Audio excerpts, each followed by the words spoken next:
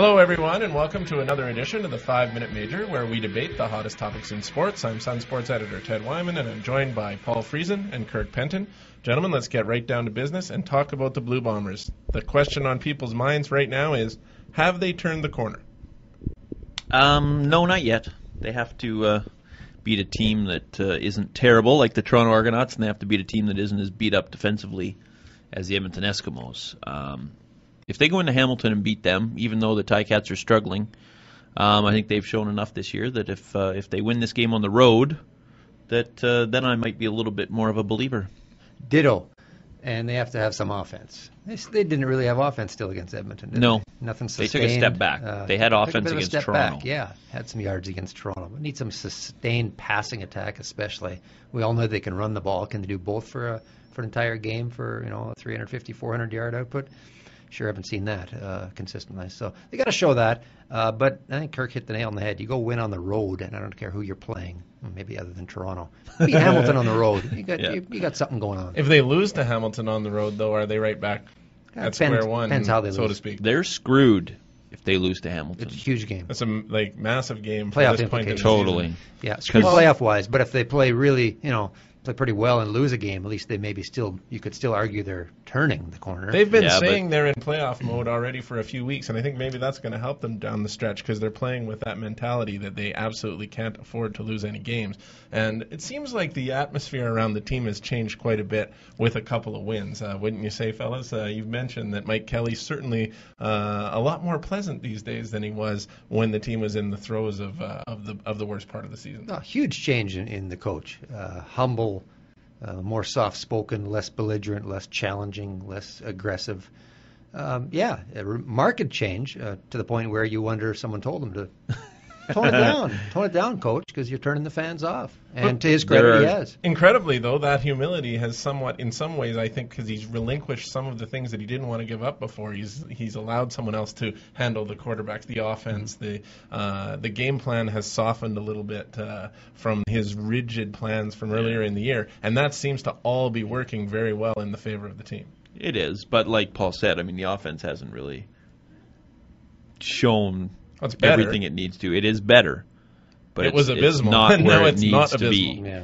But I mean, I still get emails from people who say they don't go to games because of Mike Kelly. Absolutely. Well, and that's a big problem that they had. Only 40,000 some fans attended the last two games total. That's not very good. And if it's because fans are mad at the coach, that is trouble. And he's got a lot of making up to do in that area. Absolutely.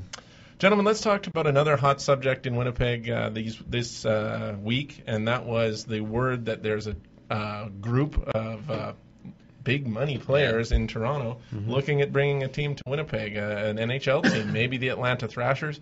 This David Thompson from the Thompson Reuters group is an extremely rich man who has involvement with the MTS Center and the Manitoba Moose already.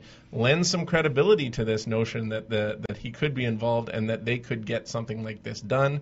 I don't think anybody thinks it's going to happen tomorrow, but it's certainly a positive development. You're right. Lend some credibility to it. I've always said a lot of things have to happen. The new arena happened, the salary cap, although it's still a little high, but there's a salary cap, and some teams folding in the South. They appear to be. They haven't thrown up the white flag yet other than Phoenix.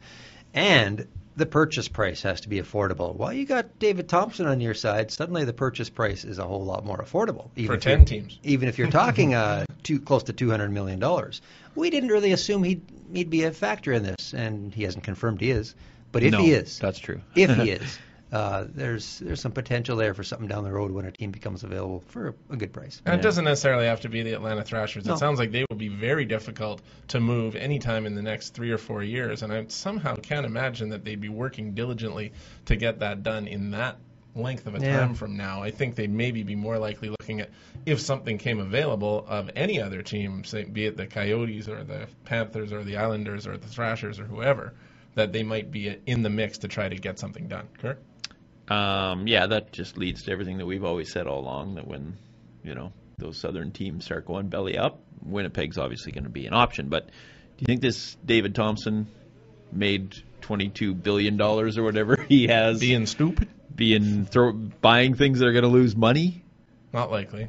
I don't know. Well, that's why I think it would be a pretty positive development for Winnipeg fans if something like that happened, because this guy would not be putting it here, not be coming and doing this, if there was a chance he was going to lose money. You wouldn't That's think not so. the kind of person he is. I say this, if That's it happens, my only- this will be spearheaded by Mark Chipman It and will. company, not by David Thompson. Well- David Thompson will be a financial backer. A backer. This will, Yeah. and he'll be a quiet But does background he want to lose partner. money, though? Well, Mark 'Cause Chipman's it'll- not going to do it unless it's He a won't. good business plan. Neither one of them are going Right. to do it if Yeah. it's gonna, if they think it's going to lose money. If it can break even, they'll do it. If it's a money-losing venture, they're not going to do it. Gentlemen, that's enough for this portion of the 5-Minute Major. We're going to cut away from the video portion, and we're going to keep talking on Sun Speaks on our audio file. So thanks very much for joining us here today, and we'll talk to you again next week. And stick with us for the audio version of the 5-Minute Major.